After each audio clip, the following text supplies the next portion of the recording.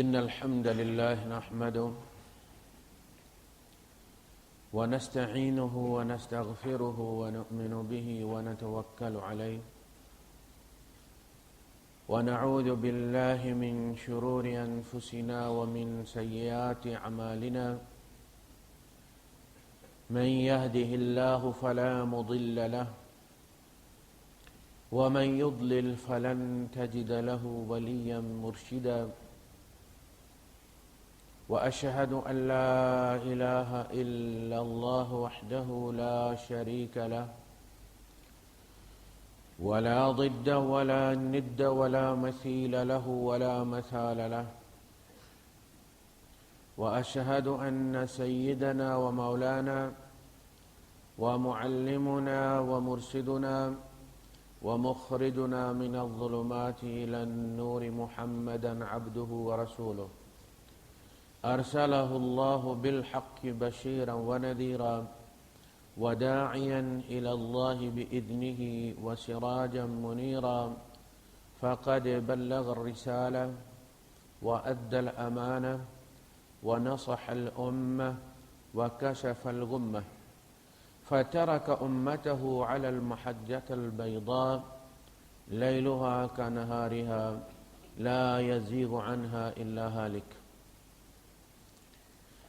اللهم صل وسلم وبارك عليه وعلى آله وأصحابه وأزواجه وذرياته وأهل بيته أجمعين أما بعد فأعوذ بالله السميع العليم من الشيطان الرجيم بسم الله الرحمن الرحيم يا أيها الذين آمنوا اتقوا الله حق تقاته ولا تموتن إلا وأنتم مسلمون صدق الله العظيم رب اشرح لي صدري ويسر لي أمري واحلل عقدة من لساني يفقهوا قولي آمين يا رب العالمين۔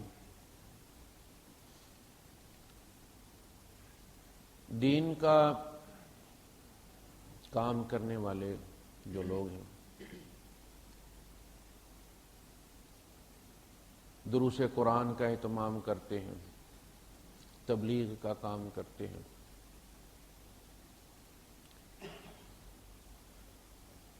ان کے ساتھ مسئلہ یہ ہوتا ہے کہ وہ آئیڈیلز بیان کرتے ہیں۔ صحابہ کا کردار آئیڈیل ہے، یہ وہ جماعت ہے کہ جس کی اللہ پاک نے قرآن حکیم میں تعریف فرمائی ہے، وہ ہمارے آئیڈیلز ہیں۔ جب ہم ان کا اسوہ بیان کرتے ہیں اور ہماری جو اولاد ہوتی ہے ہم یہ چاہتے ہیں کہ وہ اسوہ ان کے اندر ریفلیکٹ کرے۔ ہمارا نوجوان عبداللہ ابن عمر رضی اللہ تعالیٰ عنہ،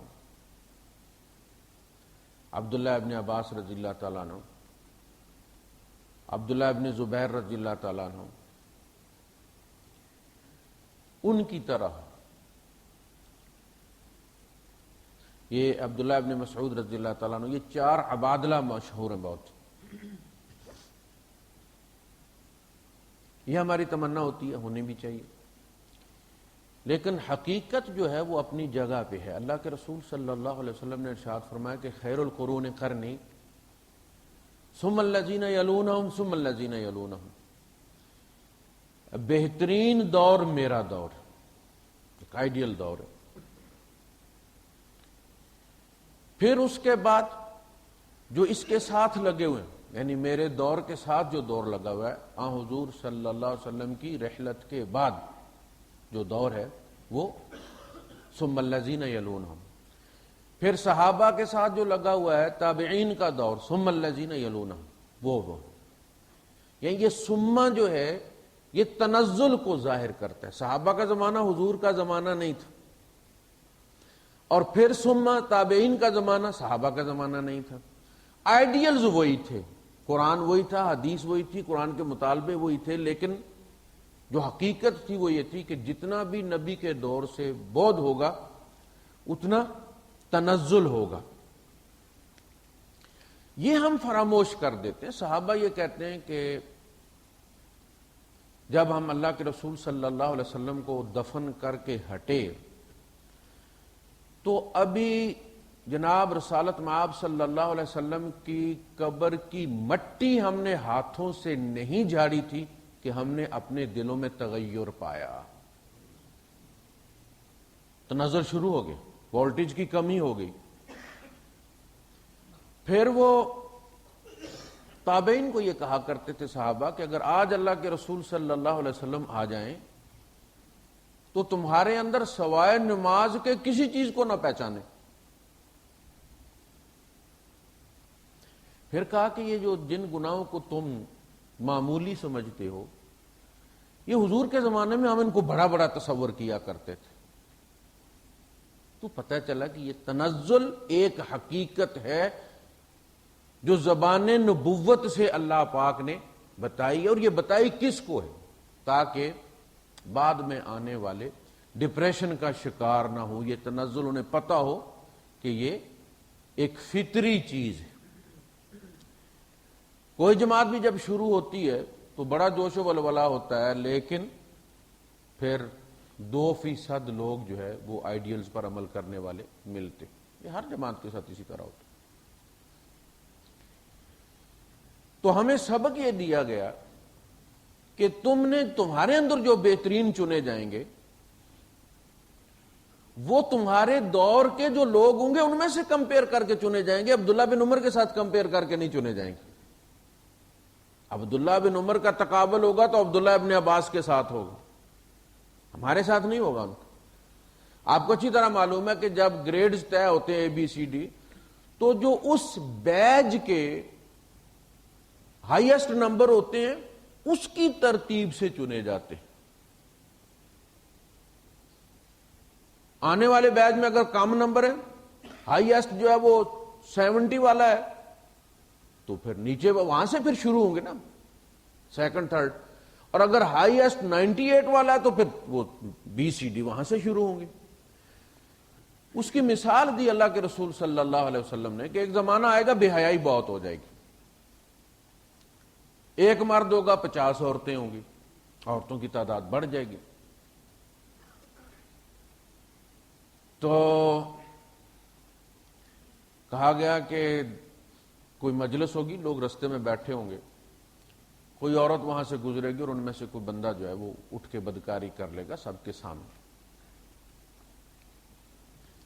ان میں سے ایک بندہ بولے گا اور وہ کہے گا کہ اللہ کے بندے تو اوٹ میں کیوں نہیں چلا گیا. اس نے بھی یہ نہیں کہا کہ یہ کام کیوں کیا, اس میں صرف اتنی حیا باقی تھی کہ یار یہ بہرحال سامنے نہیں ہونا چاہیے تھا.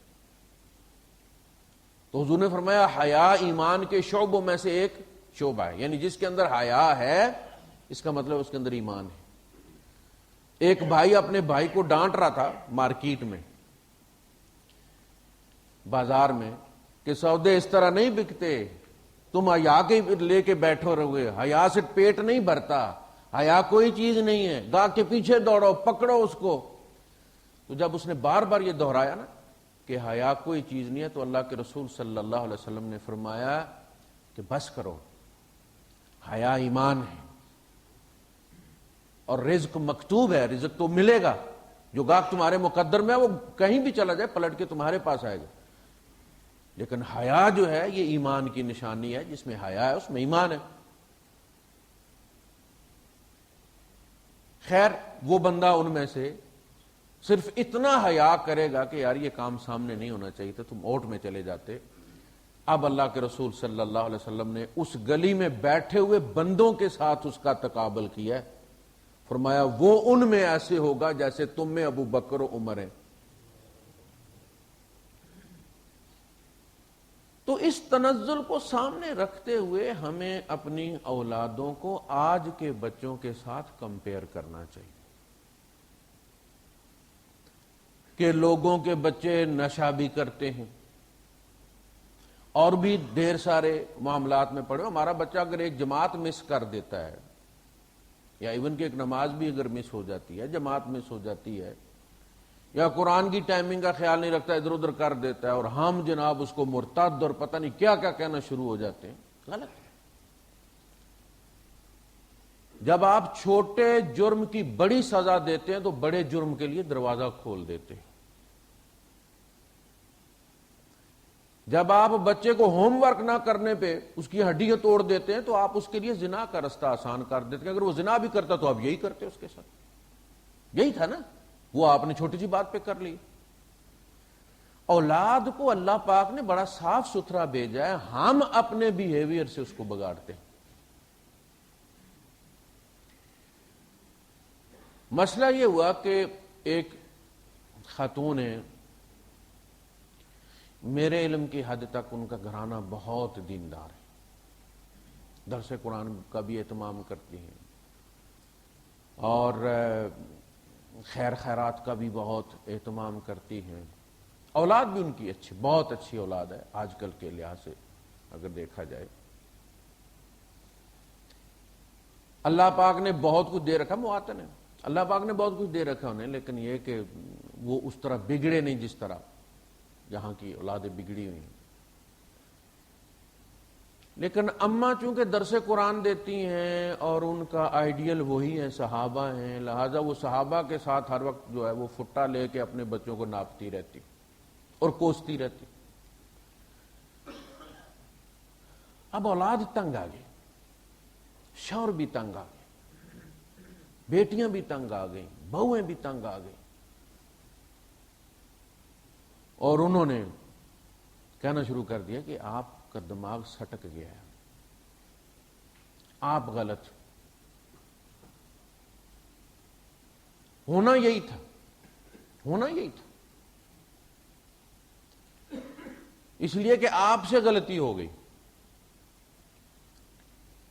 دیکھیں, صرف یہ تصور کر لینے سے یہ نا کہ میرے بچوں کو ایسا ہونا چاہیے, ہونا چاہیے, ہونا چاہیے, پھر میں یہ سوچنا کر دوں میرے بچے ایسے ہو گئے ہیں, تو اس کو وش فل تھنکنگ کہتے ہیں.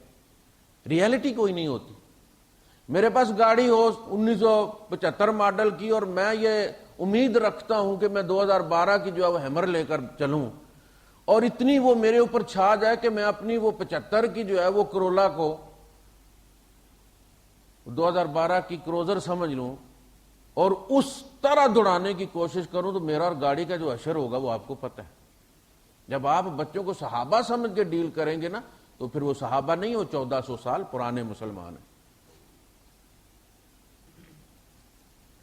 انہوں نے فون کیا کہ اب دیکھیے وہ فون اٹینڈ بھی نہیں کرتی, یعنی اگر ادھر سے فون کیا جائے اور وہ فون اٹھا لیں اور وہ دیکھیں کہ کوئی مرد ہے تو وہ نہ سلام کرتی ہے نہ سلام کا جواب دیتی, اور یہ دینداری نہیں ہے, یہ دینداری نہیں ہے.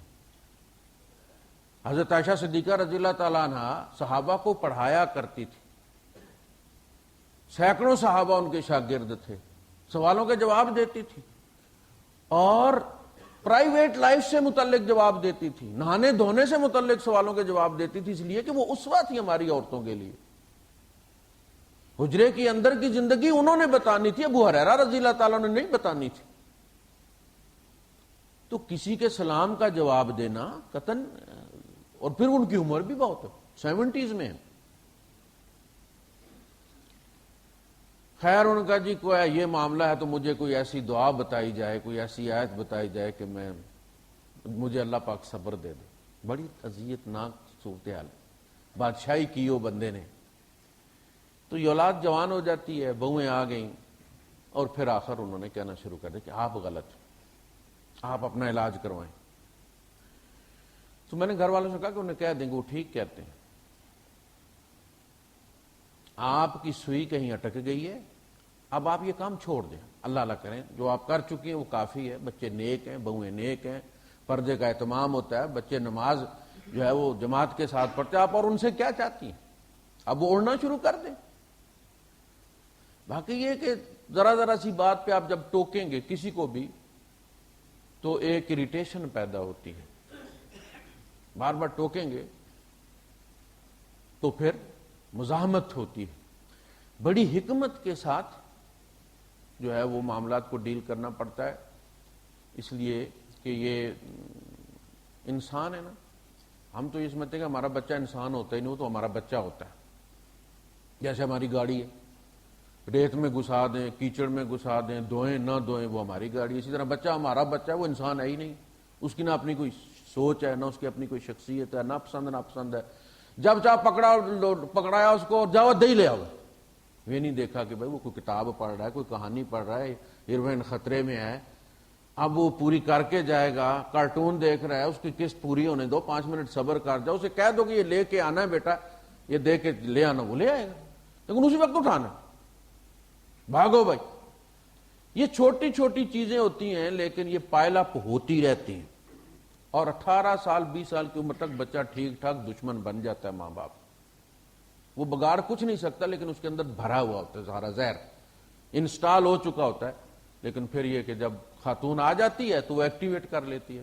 انسٹال ہم کرتے، وہ زہر ہم بھرتے ہیں اپنے رویوں سے اولاد کے اندر.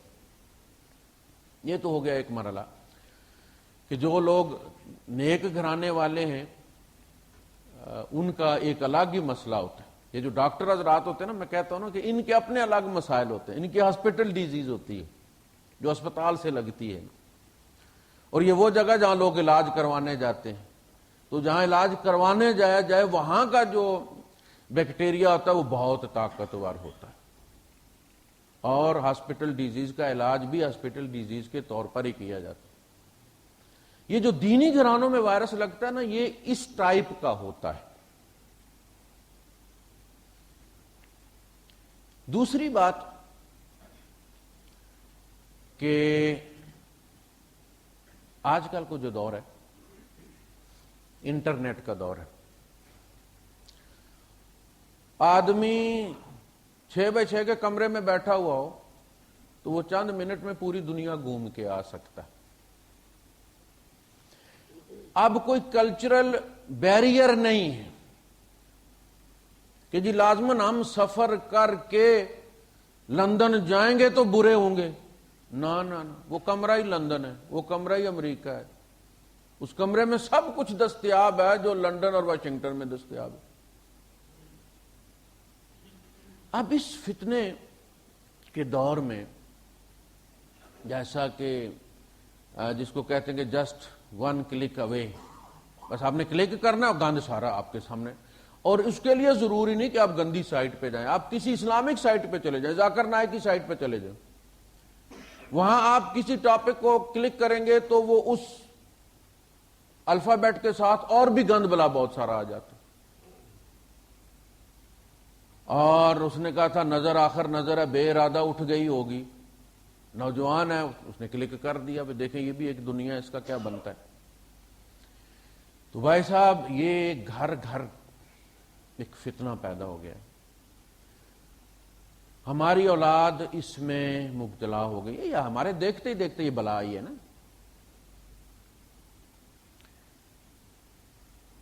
اچھا، اس کا پھر آگے جو سلسلہ چلتا ہے. ہمارے زمانے میں تو خط و کتابت بہت مشکل ہوتی تھی، نہ کبوتر ملے نہ واسطہ رب دا تو جاویں کبوترا، وہ کبوتر بھوکا ہے، آج جائے گا نہیں جائے گا، کل جائے گا. اب تو مسئلہ جو ہے وہ تو میسج بڑے بڑے پیکجز آ رہے ہیں، 1000 میسج فری ہے جناب والی، اور رات پوری جناب 2 روپے میں 3 روپے میں بات کرنے.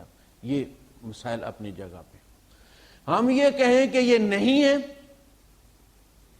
تو یہ شتر مرغ کی طرح زمین میں سر ڈالنے والی بات ہے کہ نہیں کوئی نہیں، خطرہ ہی کوئی نہیں ہے.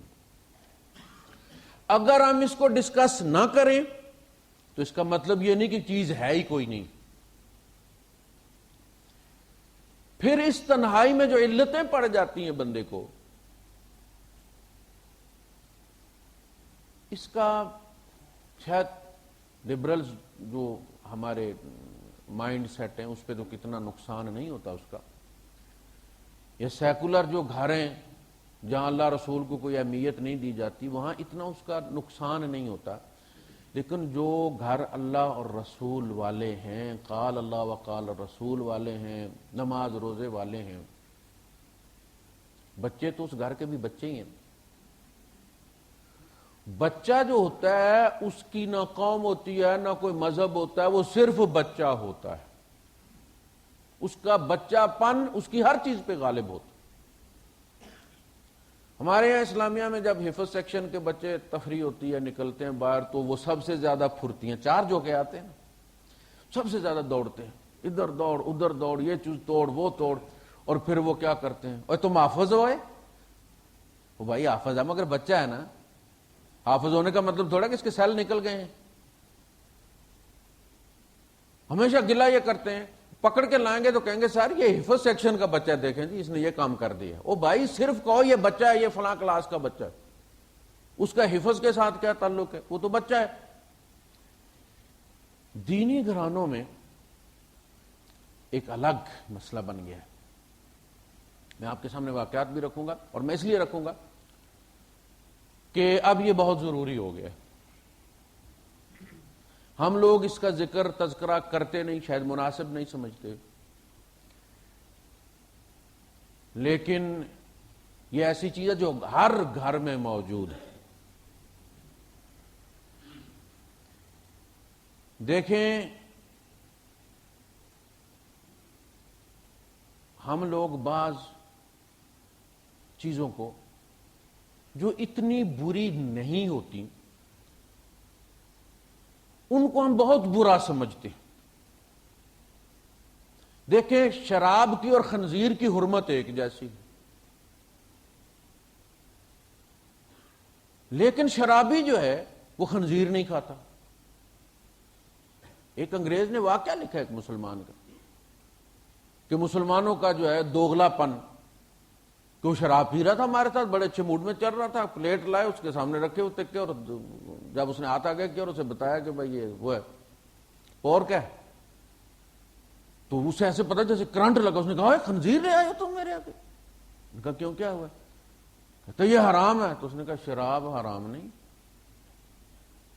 وہ عادت کے لحاظ سے ہم اس کو، چونکہ بچپن میں ہمارے ذہن میں یہ ڈالا گیا ہے کہ یہ حرام ہے، خنزیر بڑی بری چیز ہے، نام لے لو تو 40 دن زبان ناپاک رہتی ہے، حالانکہ ایسی بات نہیں ہے، قرآن میں بار بار خنزیر لکھا ہوا، لیکن ہمارے یہاں اس کے ساتھ اتنی نفرت کی جاتی ہے۔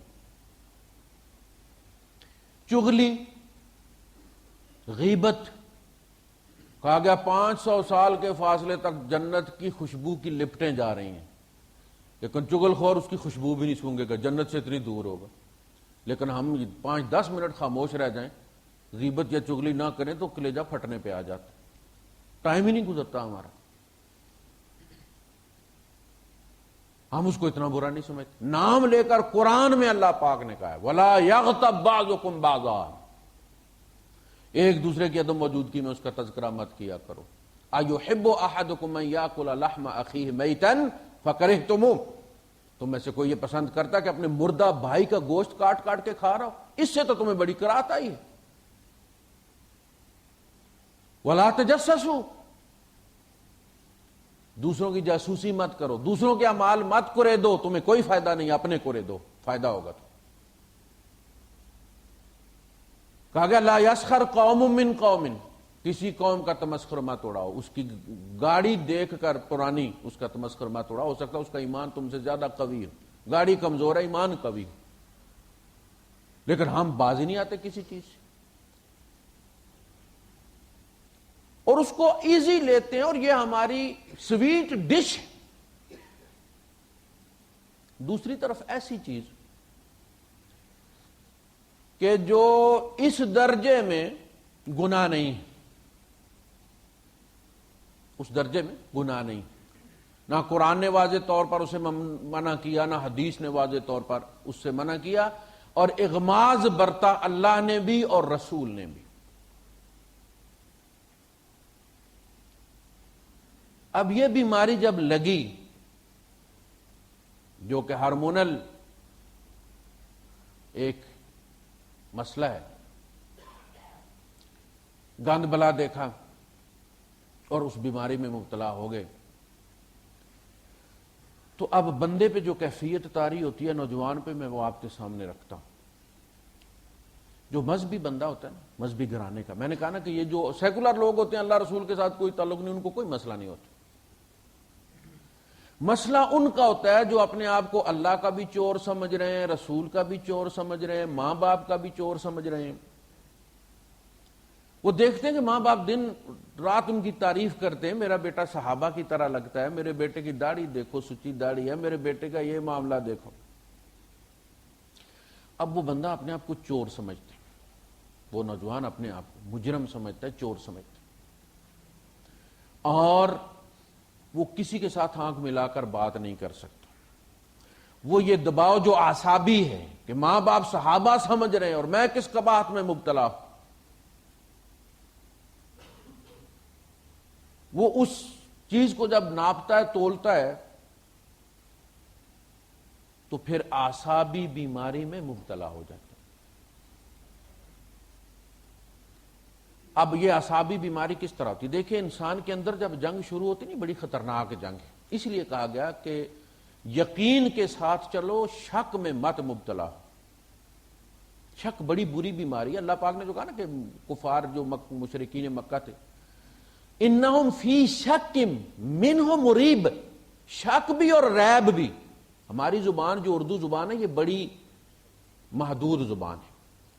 ذالک الکتاب لا ریب فیہ، یہ کتاب ہے اس میں کوئی شک نہیں ہے. حالانکہ شک قرآن کا لفظ، اللہ نے وہاں شک استعمال نہیں کیا. قل یا ایھا الناس ان کنتم فی شک من دینی، اے نبی ان سے کہہ دو کہ لوگو اگر تم شک میں ہو میرے دین کے بارے میں، تو شک تو عربی کا لفظ ہے، اللہ نے ریب کیوں استعمال کیا، شک کیوں نہیں کیا؟ جی آپ ترجمہ کر رہے ہیں شک. لا ریب فیہ، ریب اور چیز ہے، شک اور چیز ہے. ریب یہ ہے کہ کبھی آپ کو کسی اور چیز کا یقین آتا ہے، کبھی اور چیز کا یقین آتا ہے. مثلا آپ نے دیکھا ریت پر گھسٹنے کے نشان ہیں، تو کسی نے کہا کہ یہاں سے سانپ گزرا ہے. آپ نے کہا کہ نہیں یار، یہ سانپ نہیں گزرا، میرے خیال میں کوئی یہاں سے بندہ گزرا، اس کے پاس کوئی رسی وسی ہوئی ہے تو وہ سار گھسٹتی گئی ہے تو اس رسی کا نشان ہے. بات ختم ہو گئی، بات ختم ہو گئی. آپ نے اس کی بات، رسی بھی ہو سکتی ہے، سانپ بھی ہو سکتا ہے. شک کی بات ہے نا. لیکن اس سے آپ کو کوئی پلپٹیشن نہیں ہوگی، کوئی مسئلہ نہیں ہوگا. ٹھیک ہے، دونوں کی بات اپنی اپنی جگہ، وہ بھی شک کر رہے ہیں، آپ بھی شک کر رہے ہیں. لیکن رات کو آپ کو سرسراہٹ کی آواز آئی، آپ نے سمجھا کہ یہ تو سانپ ہے، بھائی ساون کا مہینہ ہے، سانپ نکلے ہوئے ہیں. پھر آپ نے کہا نہیں یہ کوئی یار چھپکلی ہوگی. پھر خیال نہیں سانپ بھی ہو سکتا ہے. آپ نے غور سے دیکھا. اب جب شک سے بندہ دیکھتا ہے تو رسیاں بھی سانپ بن جاتی ہیں، جھاڑیاں بیڑیا بن جاتی ہیں، درخت اونٹ بن جاتا ہے. جب ہم ڈرتے ہوتے تھے رات کو سفر کرتے ہوئے تو یہ ساری چیزیں بنتی تھی نا. کہا جاتا ہے کہ الشک و خلاقن، یہ جو شک ہے نا یہ کریٹر ہوتا ہے، یہ کریٹ کر دیتا ہے آپ کے شک کو. ساری رات آپ کو نیند نہیں آئی، وہ شک سونے نہیں دے رہا. کہا کہ نبی نے شک نہیں ہے، شک ہوتا تو بات ختم ہو جاتی. انہیں ریب ہے. کبھی یہ کہتے ہیں کہ یہ نبی سچا بھی ہو سکتا ہے، بھائی اس نے کبھی جھوٹ بولا ہی نہیں. کبھی کہتے ہیں نہیں ایسے نہیں ہو سکتا. لہذا یہ اس فی ریبہم، یہ اپنے ریب میں، یہ ترددون تردد میں پڑے ہوئے. اور یہ بڑی ظالمانہ کیفیت ہوتی. اب وہ سپلٹ پرسنالٹی بن گئے. یار یہ تو بڑا مسئلہ ہے میرے ساتھ. امام غزالی رحمت اللہ، یہ کتنا تباہ کن ہوتا ہے یہ میں آپ کو بتاتا ہوں. امام غزالی رحمت اللہ علیہ، امام اور قاضی القضاء، بادشاہ جھگڑتے تھے اپنے یہاں کہ ان کو میں لے کے جاؤں گا، وہ کہتا تھا میں لے کے جاؤں گا، میرا علاقہ ان کا محتاج ہے، میرا علاقہ ان کا محتاج ہے. اور ان کے اندر جاہ پرستی تھی. شبلی نعمانی نے جو کتاب لکھی الغزالی پڑھی ہے، جہاں پرستی ہوتی ہے. بلے بلے جہاں بھی ہو، جس فیلڈ میں ہو بندہ وہی فیلڈ لیتا ہے. ایک عرصے کے بعد ان کے بھائی احمد الغزالی نے ان سے کہا، یہ محمد الغزالی تھے، کہا کہ اب بس نہیں کرو گے، تمہارا جی بھرا نہیں ہے اس بلے بلے سے. تم لوگوں کو واعظ سناتے ہو، خود سنتے نہیں ہو. تم لوگوں کو سمجھاتے ہو، خود سمجھتے نہیں ہو. بس اب انہوں نے درس ختم کر دیا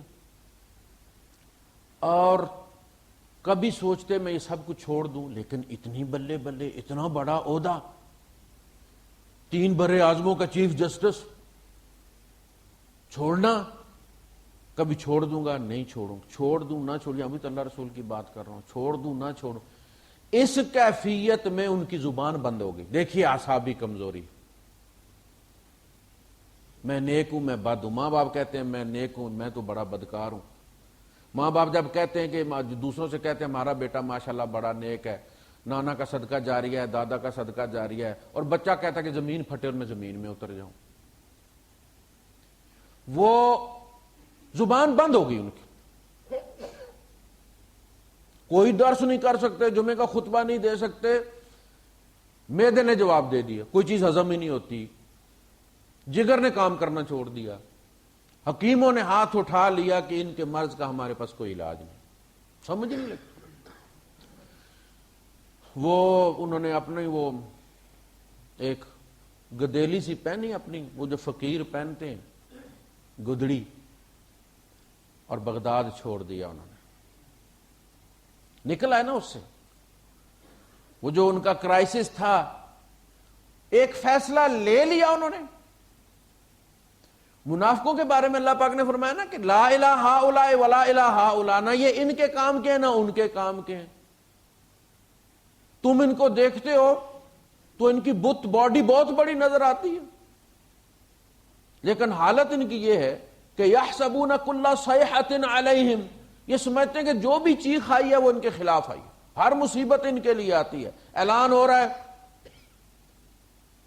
تو انہیں فکر پڑ گئی کہ لو بھی اب کسی اور لگتا ہے کہ جنگ کے لیے نکلنا، یہ جب تک ہمیں مروا نہیں رہیں گے بھائی صاحب یہ باز نہیں آتے، ان کے سکون ہی نہیں آتا، ایک جنگ ختم ہوتی ہے شکر کرتے ہیں چلو واپس آئے صحیح سلامت، اور اب پھر حالانکہ اعلان ہو سکتا ہے کہ اونٹ کا ہو رہا ہو، لیکن وہ یہ سمجھتے ہیں کہ لو بھائی کوئی نیا مسئلہ اب آ گیا، یار یہ تو سانس نہیں لیتے، ابھی اگلے کپڑے دلاتے نہیں اور پھر یہ کسی نئی جنگ پہ نکل پڑتے ہیں۔ 7 سالوں میں 84 سرایہ اور غزوات ہوئے،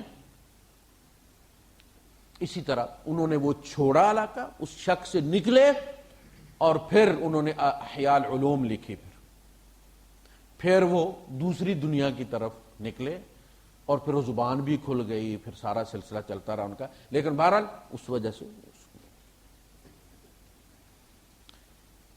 ایک صاحب نے فون کیا مجھے، میں آپ کو یہ بتاتا ہوں، ایک تو یہ ہوتا ہے کہ مینٹلی یہ ہوتا ہے کہ میں مجرم ہوں اعصابی طور پہ، دوسرا یہ کہ ہمارے حکیم حضرات جو ہائپ کرتے ہیں کہ جی وہ جی صحت برباد ہو گئی جی، وہ کسی کام کا نہیں جی، خفیہ امراض کے ماہر جی، اور فلاں جی، اور ڈھینگ جی، اور آئیے جناب اور کھوئی جوانی دوبارہ حاصل کیجیے، اور اس کی وجہ سے وہ یہ بھی سمجھتے ہیں کہ وہ ان کے پاس اب کچھ بھی نہیں، یعنی جب آدمی سیلف سجیشن اپنے آپ کو دے کہ جی میرے پاس کچھ نہیں ہے تو پھر وہ ختم ہو جاتا۔ بندے نے فون کیا اجمان سے، ان کا کہ جی میں گیا تھا کراچی، شادی کی ہے میں نے، اور میں نے رات کو رخصتی ہوئی ہے، اور اگلے دن انہوں نے وہاں کہہ دیا کہ جی میں جا رہا ہوں، میرے کام کا مسئلہ ہے، میرے بغیر مسئلہ حل نہیں ہوگا، اور میں پھر شاید ہفتہ 10 دن بعد آؤں گا، لیکن انہوں نے ایئرپورٹ سے ایس ایم ایس میں وائف کو طلاق بھیج دی۔ کیوں جی؟ یہاں کہ انہوں نے طلاق بھیج کے مجھ سے مشورہ کیا، یہ بیچ کا کہ یہ مسئلہ میں تمہارے قابل نہیں ہوں، میں تمہیں منہ دکھانے کے قابل نہیں ہوں، تم بڑی نیک ہو پاکیزہ ہو، لیکن یہ کہ میں بڑا گناہگار بندہ ہوں۔ میں نے ان سے کہا کہ آپ پہلی فرصت میں آپ یہ ایس ایم ایس کریں اور یہ طلاق واپس لیں، شکر ہے کہ انہوں نے ایک طلاق دی تھی، اور آپ ویزا جو ہے وہ ارینج کریں، ان کا طلاق واپس ہوگی، ویزا ارینج ہو گیا۔ میں نے انہیں بات سمجھائی، الحمدللہ ان کے ذہن میں پڑ گئی، اور وہ بیوی یہاں لے آئے، ان کے بچے ہیں، کبھی کبھی وہ یہاں آتے ہیں، وزٹ کرتے ہیں۔ ایک بات انہوں نے بتائی بعد میں، کہنے لگے کہ آپ کو پتا میں نے کیا ارادہ کیا ہوا تھا، اس کو طلاق دینی اور خودکشی کر لینی ہے میں نے، اور بڑے نیک ہیں۔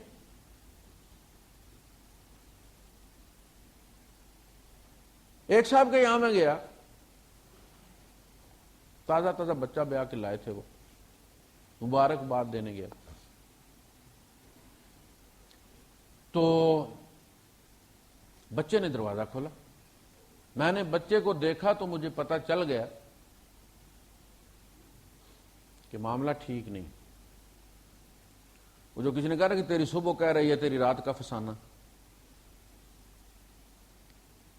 جا کے بیٹھا. ابھی میں ٹھیک سے بیٹھا بھی نہیں تھا، بچہ کچھ کھانے کو لایا، بات چیت شروع ہوئی تو میں نے ٹیون کر لیا. میں سے پوچھا کیا معاملہ ہے، مسئلہ کیا آپ کے ساتھ؟ رونا شروع ہو گیا.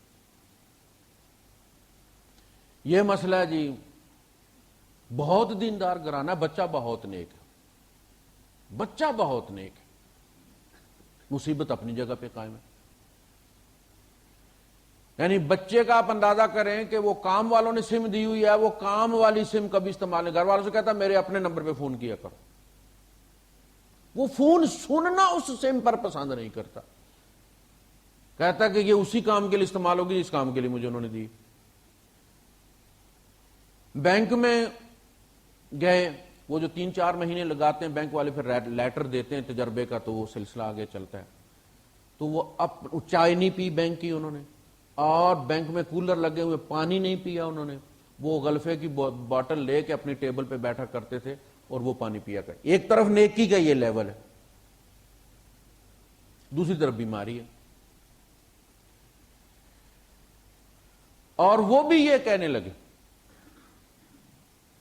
انہوں نے تو شاید غور سے دیکھا بھی نہیں، گھر والی کو کہتے میں نے تو منہ ہی چھپا لیا کہ میں تمہیں منہ دکھانے کے قابل نہیں، میں بڑا گناہگار آدمی ہوں، میں تمہارے حصے کے بچے ضائع کر چکا ہوں، اور فلاں اور ڈھینگے.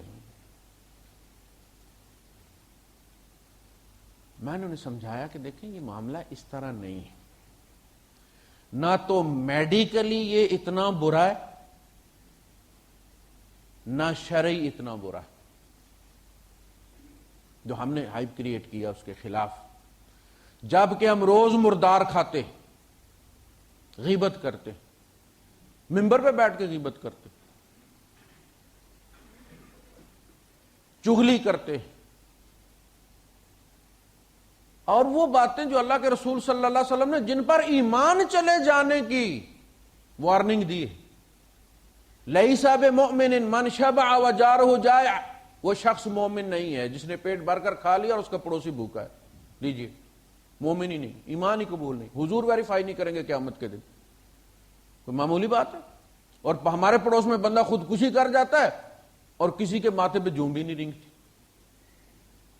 دوسری طرف ہم گندگی کے ڈھیر میں چھپے ہوئے، وہ چیزیں ہم ماں باپ میں سارے ہی کر رہے ہیں، لیکن ایک ایسی چیز جس پر شریعت نہ حرمت کا کوئی فتویٰ لگاتی، آپ اسے ایک بیماری کہہ سکتے، ایک بیماری کہہ سکتے ہیں. اس کا علاج یہ ہے کہ بچے کی شادی کر دیں، 18 سال کے بچے کو بیاہ دیں آپ. لیکن ضروری نہیں ہے بیماری 18 سال سے لگے، یہ 12 سال سے بھی لگ سکتی.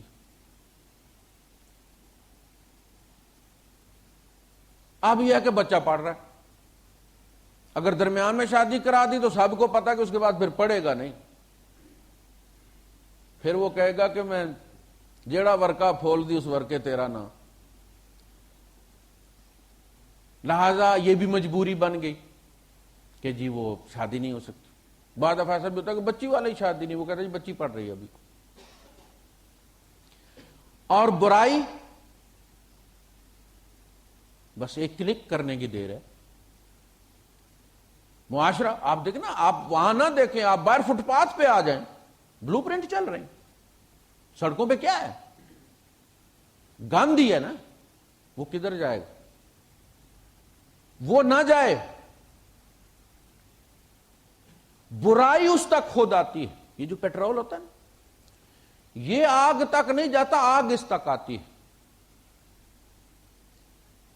ابھی 2-4 دن پہلے کی بات ہے، نوجوان ہے، اس نے وہ ٹکے بنا رہے تھے کزن سارے اکٹھے ہو گئے، وہ پیٹرول کی شیشی اس نے پکڑی ہوئی تھی، یتیم تھا بچہ، تو اس نے پکڑ کے وہ ڈالی اور دوسرے کزن نے آگ لگائی ہے ادھر کوئلوں کو. وہ آگ کوئلوں سے اڑ کر آئی ہے سیدھی ادھر باٹل میں آئی ہے، پیچھے ہی اس کی گیس تھی نا، فالو کیا اس نے، اور اس کے ہاتھ میں پھٹ گئی وہ باٹل، پیٹرول بم بن گیا نا، وہ بچہ جل گیا.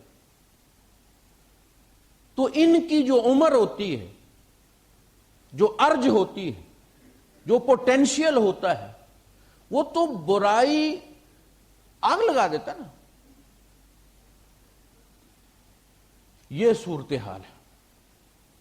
اب اس میں ہم اس کا جائزہ لیتے ہیں کہ شریعت کہتی کیا ہے. مولوی اس چیز کو نہیں چھیڑتے، اور پتہ نہیں میں بھی چھیڑ کے صحیح کر رہا ہوں یا نہیں کر رہا، لیکن میں یہ سمجھتا ہوں کہ اگر بچوں کی جانیں بچانی ہے تو اس کا یہی ذریعہ کہ ایڈریس کیا جائے اس موضوع کو. شرمانے سے کچھ نہیں ہوتا، شرع میں کوئی شرم نہیں. مسئلہ یہ ہے کہ امام مالک رحمت اللہ علیہ اور امام شافعی رحمت اللہ علیہ اس کو ناجائز کہتے، اور اس کو ناجائز کہنے کی کوئی صحیح حدیث نہیں ہے. آیت سے استنباط کیا جاتا ہے الا علی ازواجہم او ما ملکت ایمانہم، بیویاں یا لونڈیاں. فمن ابتغى وراء ذلك، اس کے علاوہ اور جو بھی کوئی رستہ اختیار کرے گا، فاولئک هم العادون، تو وہ اللہ کی حدوں پر زیادتی کرنے والے، چڑھائی کرنے والے. لیکن اس آیت میں جو بیان کیا جا رہا ہے وہ یہ ہے کہ آپ بیوی یا مملوکہ کے علاوہ باڈی کنٹیکٹ کسی اور کے ساتھ نہیں کر سکتے. آیت تو یہ کہہ رہی ہے کانٹیکٹ ٹو ادر باڈی، چاہے وہ کسی انسان کی ہو، حیوان کی ہو، مرد کی ہو، عورت کی ہو، اللہ کی حد پر چڑھائی ہے. ادر باڈی، یہاں تو ادر باڈی ہے ہی کوئی نہیں. لہذا یہ استنباط جو ہے یہ اپنے زمانے کے لحاظ سے صحیح ہوگا، اس لیے کہ اس وقت 99 متقی اس درجے کے ہوں گے، کوئی ایک آدھ مصیبت میں ہوگا. آج تو 100% مصیبت ہے. پھر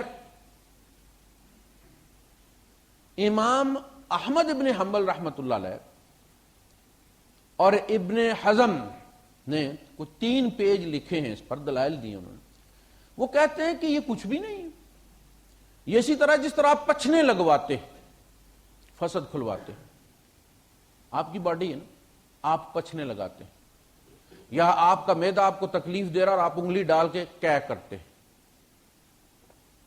وہ کہتے ہیں کوئی مسئلہ نہیں، اس میں گلٹی کانشیس کی ضرورت نہیں. امام ابو حنیفہ رحمت اللہ علیہ کہ یہاں یہ ناجائز ہے، حالت اضطرار میں جائز ہے. اب حالت اضطرار کون طے کرے گا؟ میرا ابا. میں ابو کو درخواست لکھ کے دوں، آئی بیگ ٹو اسٹیٹ کہ میرے ساتھ یہ مصیبت ہے، تو اب آپ فیصلہ کریں کہ اضطرار ہوا ہے کہ نہیں ہوا. یہ تو آگ ہوتی ہے، یہ تو بم ہوتا پھٹ گیا ہے. وہ اضطرار میں ہی وہ کر رہے ہیں نا. تو امام ابی حنیفہ رحمت اللہ علیہ کے نزدیک وہ کہتے ہیں کہ حالت اضطرار میں یہ گمان کرتا ہوں کہ اللہ پاک اس کا محاسبہ نہیں کرے گا. امام ابو حنیفہ رحمت اللہ علیہ کہتے ہیں. یہ تو رائے ہوگی ان حضرات کی. تو جب 2 رائے ہو گئیں، تو پہلے بھی میں نے آپ سے کہا تھا کہ نہ تو کسی قرآن کی واضح آیت میں اس کو حرام کہا گیا ہے. اللہ پاک نے فرمایا قد فصل لکم ما حرم علیکم. امام ابن حزم نے یہی کہا ہے کہ اس کو حرام آپ کس طرح کہہ سکتے ہیں، کس منہ سے کہہ سکتے ہیں، جبکہ اللہ پاک فرما رہا ہے قد فصل لکم ما حرم علیکم. میں تفصیل سے بیان کر چکا تمہارے اوپر کیا حرام ہے. لفظ حرام آپ استعمال کیوں کرتے ہیں؟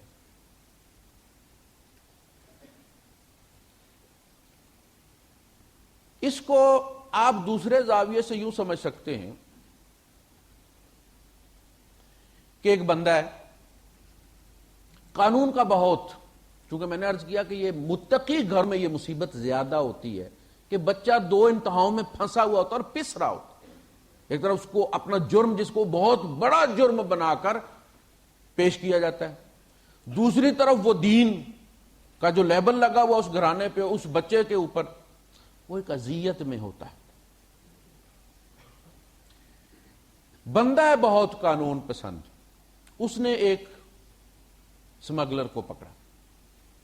امریکہ کی بات،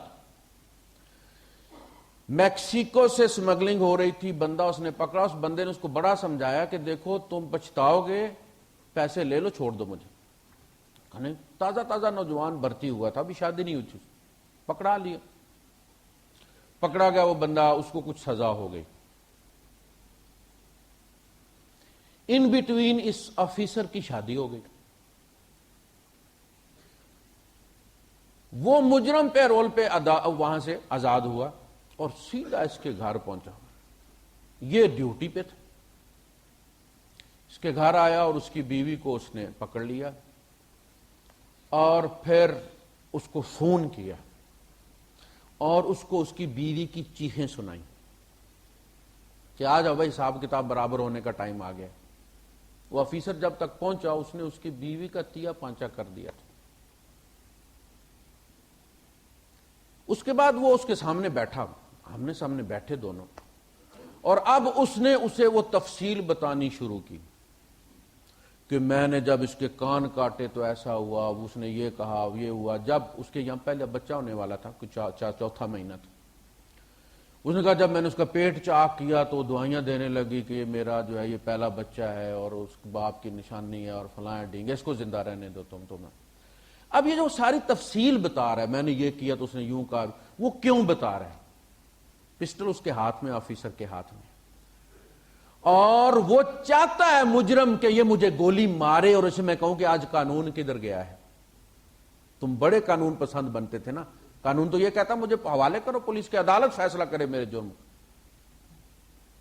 وہ چاہتا کہ وہ اس کو گولی مارے تاکہ قانون ہار جائے۔ اسے پتا ہے میری سزا موت ہے، لیکن میں اس کو سبق سکھانا چاہتا ہوں، اس کے ہاتھ سے قانون توڑوا کر۔ اب جب وہ تفصیل بتا رہا ہے تو وہ بار بار اس کا پسٹل اٹھتا ہے اس کی طرف اور اس کے ہاتھ کانپتے ہیں، ایک طرف قانون روک رہا اور دوسری طرف وہ جو شور ہے وہ گولی مارنا چاہتا ہے، اور وہ بار بار جو بتاتا، اور جب بھی اس کا ٹریگر پہ اس کی انگلی سخت ہوتی ہے تو وہ بار بار کہتا او گاڈ، پھر ہٹاتا ہے اور پھر اس کی طرف کرتا اور پھر کہتا او گاڈ۔ کس اذیت میں مبتلا ہو گیا۔ این وقت پر جب وہ اس کو گولی مارنے لگا تو اس نے رخ بدلا پسٹل کا اور ہوائی فائر کر دیا اس نے۔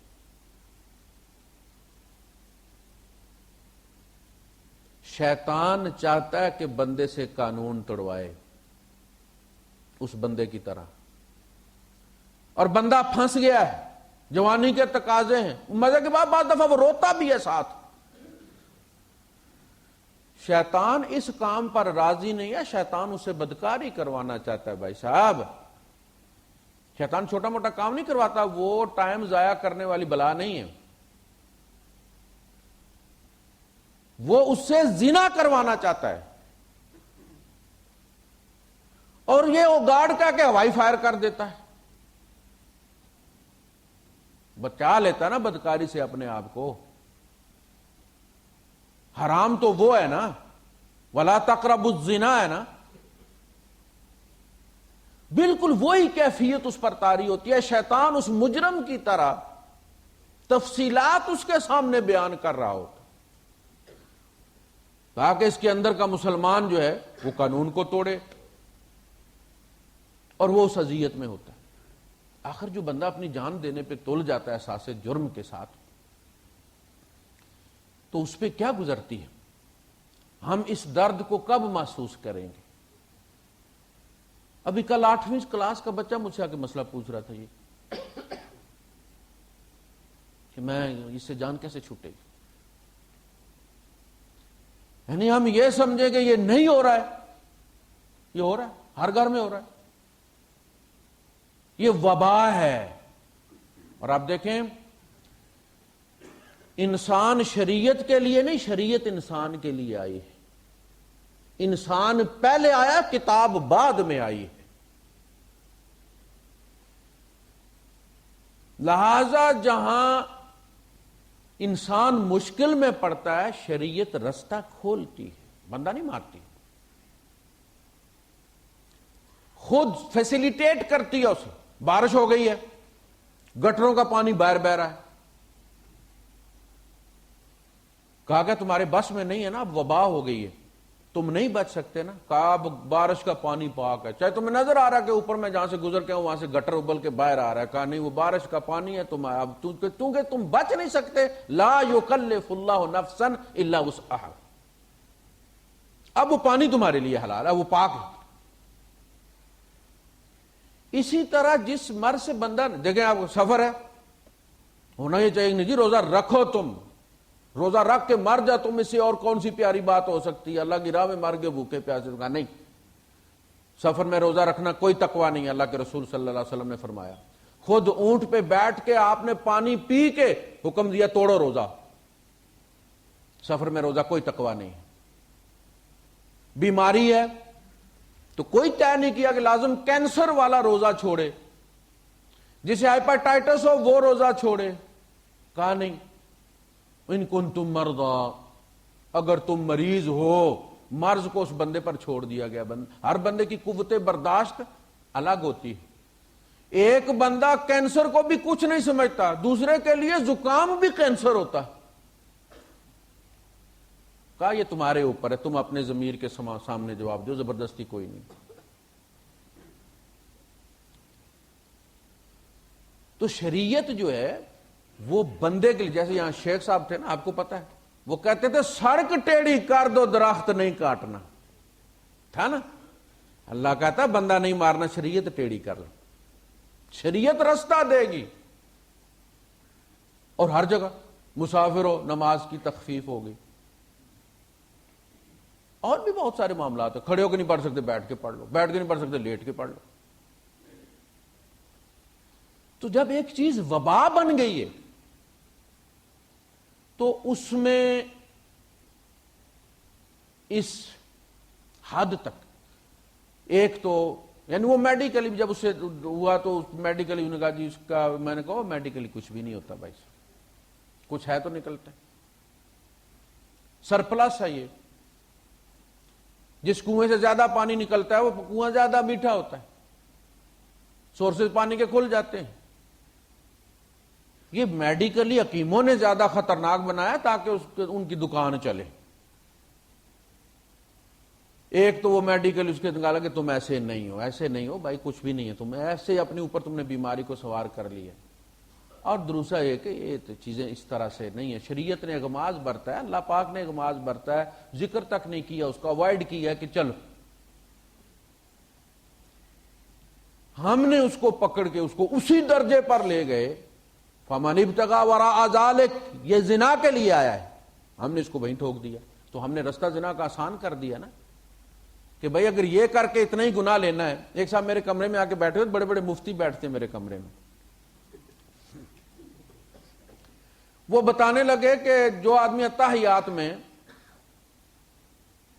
جو ہے وہ انگلیاں نیچے لٹکا لے، یعنی ران پر رکھنے کی بجائے اس کی انگلیاں گھٹنے پہ لٹک آئیں، تو اللہ پاک اسے ہونٹوں کے بال 70 سال جہنم میں غوطہ دے گا۔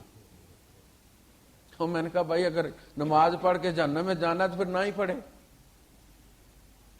اگر پڑھ کے جانا ہے 70 سال تو 10 سال اور لگائے گا، پھر 100 کے چلا جائے وہ۔ حالانکہ اللہ کے رسول صلی اللہ علیہ وسلم سے دونوں چیزیں ثابت ہیں کہ آپ جب اتحیات بیٹھتے تھے تو بعض دفعہ آپ کے جو ہے وہ انگلیاں آپ کی ران کے اوپر ہوتی تھی، گھٹنے سے اوپر ہوتی تھی، اور بعض دفعہ گھٹنے کے اوپر لٹکی ہوئی ہوتی تھی، دونوں چیزیں موجود ہیں۔ نبی کریم صلی اللہ علیہ وسلم کو خاص اس کو اتنی اہمیت نہیں دی، اور وہ بندہ کیا کہہ رہا ہے؟ تو ہم جب اس طرح سے معاملات کو کرتے ہیں تو بگاڑ دیتے ہیں۔ پہلی بات تو یہ ہے انکحوا الایام منکم، جتنا جلدی ممکن ہو اپنی اولاد کی شادی کرتے ہیں، جتنا ممکن جلدی ممکن، بچی کی بھی بچے کی بھی، یہ پہلا سٹیپ ہے۔ مجبوری ہے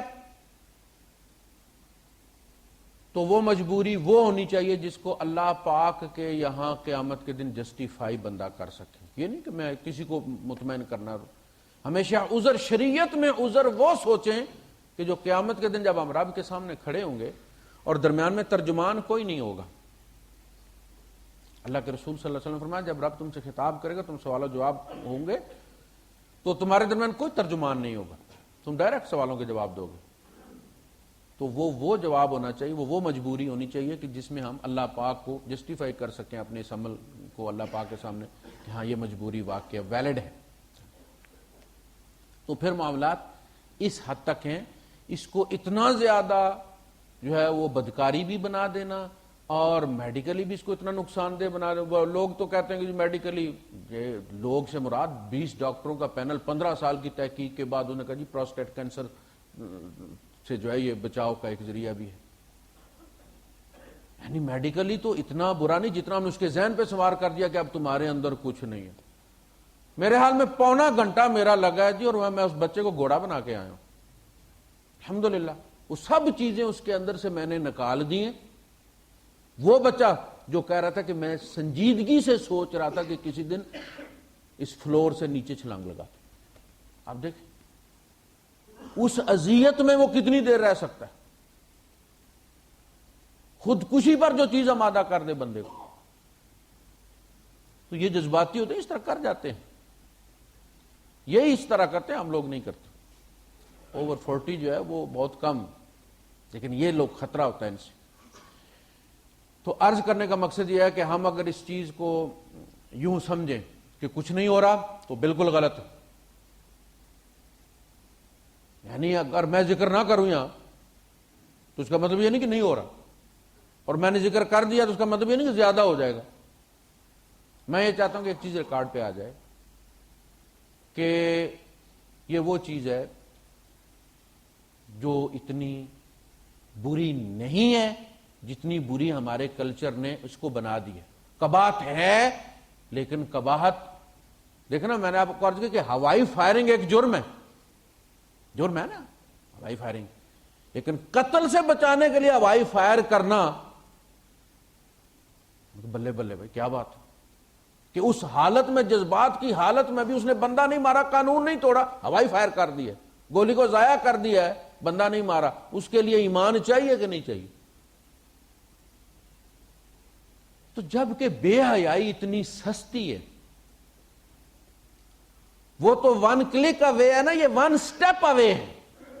برائی کوئی پابندی نہیں، دروس پہ پابندی ہو سکتی،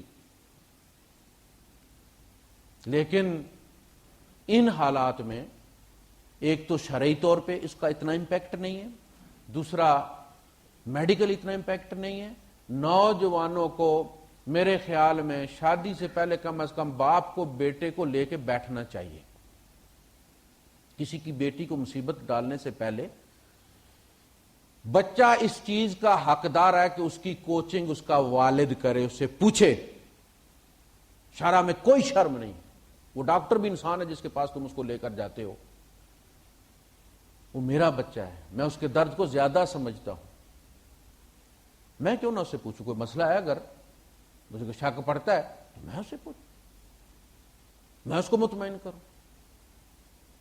کسی دوا کی ضرورت ہے تو دوا بھی ہمدرد والوں نے بنائی ہوئی ہے ماشاءاللہ. خمیرہ گاؤ زبان امبری اعصابی، کیونکہ وہ اعصاب کی جنگ رہی نا بندے کے اندر، تو اعصابی کمزوری کی بہترین دوا ہے خمیرہ گاؤ زبان امبری. آنکھوں کے لیے بھی اچھا ہے، دماغ کے لیے بھی اچھا ہے، نروس سسٹم کے لیے بہت اچھا ہے. دوائی کا ہے. وہ پھر باپ کو پتہ کوئی نہیں ہوتا، الول جلول حکیموں کے پاس پھنسا رہتا ہے. وہ ایک ایک دوائی 500-500 درہم کی دیتے ہیں. وہ باپ کے بٹوے سے چوری کرتا ہے، پھر وہ اس دوائی کے پیسے، پتہ نہیں پھر سلسلہ کیا کیا آگے چلتا ہے. تو ہماری اولاد ہے، ہم اس کے ساتھ بیٹھ کر ڈسکس کریں اور معاملات کو اس طرح چلائیں جس طرح کے چلانا چاہیے. سب سے بہترین میں اپنی اولاد کو گائیڈ کر سکتا ہوں، ڈاکٹر نہیں. وہ میرے سامنے پلا ہے، میرے ہاتھوں میں پلا ہے. تو یہ وہ معاملات ہیں جو جس طرح سے چل رہے ہیں، وہ اللہ پاک کسی حال تک ان کو لے جائے. اس لیے کہ بے حیائی جو ہے اس کا تو آپ سمجھ لیں کہ وہ ٹوٹ گیا بند، اس کی سونامی آئی ہوئی. ہم کتنا بھی بچے کو روکیں، وہ اسکول کے لیے کمپیوٹر اس کی ضرورت ہے، وہ آن لائن جاتا ہے اسکول کے، وہ اپنے پیپرز کے لیے ای میل کھولتا ہے، گند بلا اس میں آئے. ہمارے میں نہیں آتا، ہمارے ای میل میں بھی آتا ہے. اور اس کی جو ہیڈنگ انہوں نے لگائی ہوئی ہوتی ہے ایویں ہی دل کرتا ہے کھولنے پر. یہ ہے نا، اس حقیقت کو ہم تسلیم نہیں کرتے. آنکھیں چرانے سے کچھ نہیں ہوتا. وہ ایک عذاب میں مبتلا ہے, ترس کھانا چاہیے اس پر. عذاب غضب نہیں, ہم اپنے آپ کو بھول گئے, اپنی جوانی بھول گئے, ہم ترس آنا چاہیے اس پر. ہمارے زمانے میں فتنے تھے ہی کوئی نہیں, صحابہ کے زمانے میں فتنے تھے ہی کوئی نہیں. اللہ کے رسول صلی اللہ علیہ وسلم نے ان سے کہا کہ تم جس زمانے میں رہ رہے ہو نا, اللہ کا شکر ادا کرو. آج اگر تم 10% چھوڑ دو تو ہلاک ہو جاؤ, لیکن میری امت پر ایک وقت آئے گا کہ وہ 10% پر عمل کر لے گی تو کامیاب ہو جائے گی. اس پہ صحابہ پریشان ہو گئے, اللہ کے رسول یہ کیوں؟ آپ نے فرمایا ذالک من قلت الایمان و کثرت الفتن, یہ ایمان کی کمزوری اور فتنوں کی کثرت ہوگی. اتنے چھوٹے سے ایمان کے ساتھ اتنے فتنوں کے سامنے کھڑا ہو جانا اللہ پاک بونس میں دے دے گا انہیں. ہم فتنوں کے دور میں رہ رہے ہیں, لہذا آنکھیں کھول کے رکھیں, نگرانی رکھیں اولاد کی. یہ جو ہم کر سکتے ہیں وہ یہی ہے, سائٹ کھول کے دیں, کام ہو جائے بند کر دیں. لیکن بہرحال جب بچہ یونیورسٹی میں چلا جاتا ہے تو وہ اوپن ٹو ایئر ہوتا ہے, فری ٹو ایئر, پھر ہر چینل آتا ہے. تو اسے اگر اللہ کا تقوی, خدا کا خوف ڈال کے بھیجیں اور ایک لمٹ تک وہ رہے تو یہ بھی اس کی مہربانی ہے بھائی. وہ لڑکیاں لیے یہ نہ کینٹین میں گھومیں, یہ بھی اس کی مہربانی ہے کہ وہ اس حد تک رہے جس کی حرمت نہ قرآن میں آئی ہے نہ حدیث میں آئی, اور اس حد تک نہ جائے کہ وہ زانی بن جائے. لیکن یہ حد ہم نے قائم کرنی, اور ہم اس چیز کو ڈسکس نہیں کرتے, رواج ہی کوئی نہیں ہے, اس پہ ہم لکھتے تک نہیں ہیں. یہ اس مسئلے کے بارے میں ڈھونڈنے کے لیے آپ کو پتہ نہیں کتنی جلدیں دیکھنی پڑتی ہیں کسی مسئلے کی. حالانکہ یہ وہ مسئلہ ہے جو ہر گھر کا مسئلہ ہے, ہر وقت کا مسئلہ ہے, اور اس کا کوئی مواد ہی نہیں ملتا, نہ قرآن کی تفسیروں میں نہ فقہ کی کتابوں میں. تو وہ جن ائمہ نے ان کو ذکر کیا ہے وہ جلدوں میں بھری ہوئی ہے, 17 جلدیں آپ ڈھونڈیں, پھر اسے کھول کے پھر دیکھیں 11ویں جلد میں رکھا ہوا ہے مسئلہ ہے. تو یہ وہ مسائل ہیں بھائی صاحب جو پریکٹیکل ہیں. میں نے آپ کے سامنے صورتحال رکھ دی ہے. بچہ اس سے پہلے کہ خودکشی کی طرف جائے, پہلے تو یہ کہ آپ نگرانی رکھیں, اور اگر ممکن ہے تو وہ جو اللہ کے رسول صلی اللہ علیہ وسلم نے کہا کہ شادی کر دو, شادی کر دو. اس کو یہ مت ملینئر ہوگا تو شادی کریں گے, یہ بھی ایک ہوتا ہے کہ بچہ پڑھ نہیں رہا, بات ختم ہو گئی ہے پڑھائی کی, اب شادی نہیں ہم کر رہے. کیوں؟ اس لیے کہ بچہ خود اپنا مکان پہلے بنائے گا, اپنے پاؤں پہ کھڑا ہوگا. اچھا جی, ابھی یہ پاؤں کس کے ہیں جی جن پر کھڑا ہے؟ اللہ پاک نے یہ طے کیا ہوا ہے کہ یہ دونوں جب اکٹھے ہوں گے تو پھر میں ان کو امیر کروں گا, دوسری فائل ساتھ لگاؤں گا میں. ہم نے قسم کھائی ہو کہ نہیں پہلے تم دو گے تو ہم شادی کریں گے. اللہ کہتا نہیں پہلے شادی کرو گے تو میں دوں گا. ہماری تو ضد لگی ہوئی ہے. نوٹ کے 2 حصے پھاڑ کے حضور نے فرمایا عورتیں مردوں کی شقاق ہیں, شق کرنا پھٹی ہوئی ایسے کر کے, یہ شقاق ہے. دونوں جڑیں گے نوٹ کے دونوں حصے تو چلیں گے. آدھا حصہ جو ہوتا ہے نا اس کی کوئی ویلیو نہیں ہوتی. مجھے ایک دفعہ ملا تھا 500 کا درہم, آدھا حصہ. میں 2-3 دن ڈھونڈا لا, باقی آدھا نہیں ملا. تو میں نے چچا سے کہا کہ آپ جو ہے نا مجھے 100 درہم دے دیں, یہ 250 ہوتا ہے نا 500 کا آدھا. میں نے کہا مجھے 100, وہ بڑے ہم سے کہتے ہیں 20 درہم بھی اس کے نہیں, وہ 250 درہم کا بھی نہیں ہے. تو وہ جوڑیں اس نوٹ کو, انشاءاللہ اللہ پاک دولت بھی دے گا اور جنت بھی دے گا. وآخر دعوانا الحمدللہ رب العالمین.